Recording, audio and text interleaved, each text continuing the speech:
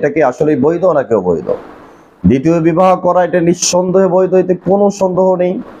কারণ কোরআনের মধ্যে আল্লাহ রাব্বুল আলামিন বলেছেন যে তোমরা একাধিক বিবাহ করো। একাধিক বিবাহ করার 1 2 3 4 পর্যন্ত 4 পর্যন্ত বিবাহ করা যাবে, এতে কোনো সমস্যা নেই। তবে একাধিক বিবাহ করা কি সুন্নত, এটা নিয়ে আমাদের প্রশ্ন থেকে যায়।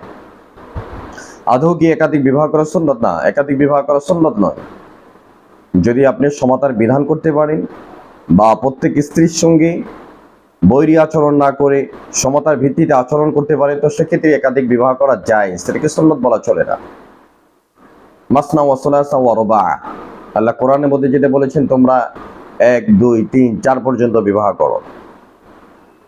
তো 4 পর্যন্ত বিবাহ করার বৈধতা রয়েছে ঠিক, কিন্তু আপনাকে এই বিষয়টা চিন্তা করতে হবে যে 4 জন স্ত্রীকে আপনি সম অধিকার দিতে পারবেন কিনা। যেখানে একজন স্ত্রীর সাথে ভালো আচরণ করা আমাদের জন্য ডিফিকাল্ট হয়ে যাচ্ছে, জগৎ সংসার টিকিয়ে রাখা, সেখানে 4 জন স্ত্রীর ক্ষেত্রে এই সমতার বিধান রাখা কিভাবে সম্ভব।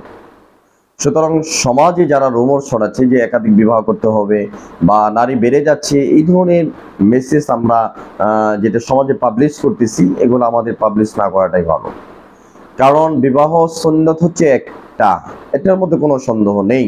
আল্লাহ রাসূল সাল্লাল্লাহু আলাইহি ওয়াসাল্লাম বলেছেন, আন নিকাহু মিন সুন্নতি ফামান রাগিবা আন সুন্নতি ফালাইসা মিন্না, যে বিবাহ আমার সুন্নত, আর আমার সুন্নত থেকে যারা মুখ ফিরিয়ে নেয় তারা আমাদের দলভুক্ত নন। সুতরাং বিবাহ করা সুন্নত, কিন্তু একাধিক বিবাহ করা, 4 জন বিবাহ করা সুন্নত আপনি কোথায় পেয়েছেন? মরফিকুল ইসলাম মাদানী যে বিবাহটা করেছিলেন, এটা নিয়ে সমাজে ট্রল হওয়ার বেশ একটা কারণ রয়েছে। অনেকেই বলেছেন যে তার স্ত্রী যখন প্রেগনেন্ট, মাত্র 1 সপ্তাহ রয়েছে, তার বাচ্চা প্রসব হবে, সে প্রেগনেন্ট অবস্থায় তাকে বিবাহ করা, এটা কতটুকু যৌক্তিকতা?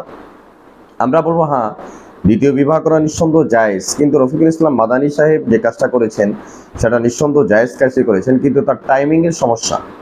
অর্থাৎ তিনি যে টাইমে বিবাহটা করেছেন, এটা টাইমিং নিয়ে প্রশ্ন। কারণ এই সময়ে যখন একজন স্ত্রী গর্ভ, তার বাচ্চা রয়েছে, সেই অবস্থায় একজন স্বামীর জন্য নৈতিক দায়িত্ব হচ্ছে তার পাশে থাকা, তার জন্য সেবা যত্ন করা, তার সব কিছুর ব্যবস্থা করে দেওয়া বা তার স্বাস্থ্যের খোঁজখবর রাখা। কিন্তু এখন যখন রফিকুল ইসলাম মাদানী বাচ্চা পেটে আসার পরে বা বাচ্চা যখন ডেলিভারি হবে, মাত্র 1 সপ্তাহ রয়েছেন, সেই অবস্থায় নতুন বউ নিয়ে আসা কোনো বিবেকবান সুস্থ মস্তিষ্কের কোনো স্ত্রী বিষয়টাকে নর্মালি মেনে নেবেন না। সুতরাং আমরা এখানে রফিকুল ইসলাম মাদানী সাহেব যে কাজটা করেছেন, এটা তার টাইমিং এর এই অবস্থায় তার জন্য বিবাহ করাটা আসলে উচিত হয়নি। কারণ এটা হলো মানবিক দৃষ্টিকোণ। তো তিনি যে কথাটা বলেছেন যে গুনার থেকে বাঁচার জন্য বিবাহ করেছে, আরে ভাই, গুনার থেকে বাঁচার জন্য বিবাহ করেছেন, খুব ভালো কথা, ভালো উদ্যোগ। কিন্তু আপনি স্ত্রী প্রেগনেন্ট অবস্থায় একেবারে শেষ মুহূর্তে চলে আসছে, সেই অবস্থায় আপনি যখন বাসরাতে ঢুকবেন আর এদিক দিয়ে আপনার স্ত্রী মৃত্যুর সাথে পাঞ্জা লড়বে, এটা কেমন মানবতা, এটা কেমন মানবিকতা?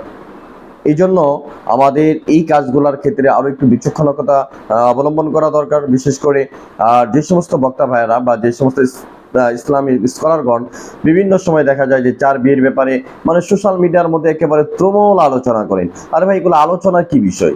যার যদি কারো সক্ষমতা থাকে কোরআন হাদিসের মধ্যে, সে যদি তার স্ত্রীদের অধিকার আদায় করতে পারে, সেটা জায়েজ বলেন, সেটাকে আপনি সুন্নত বলতেছেন, এটা পাবলিশ করতেছেন, এটা কি ভাই? এই জন্য এই বিষয়গুলোকে, আমাদের ইসলামের বিষয়গুলো, ইসলামের সেন্সিটিভ বিষয়গুলো আরো মানে আমাদের খুবই গভীরভাবে চিন্তা গবেষণা করে এরপরে এই বিষয়গুলো নিয়ে আলোচনা করতে হবে। আল্লাহ তাআলা আমাদের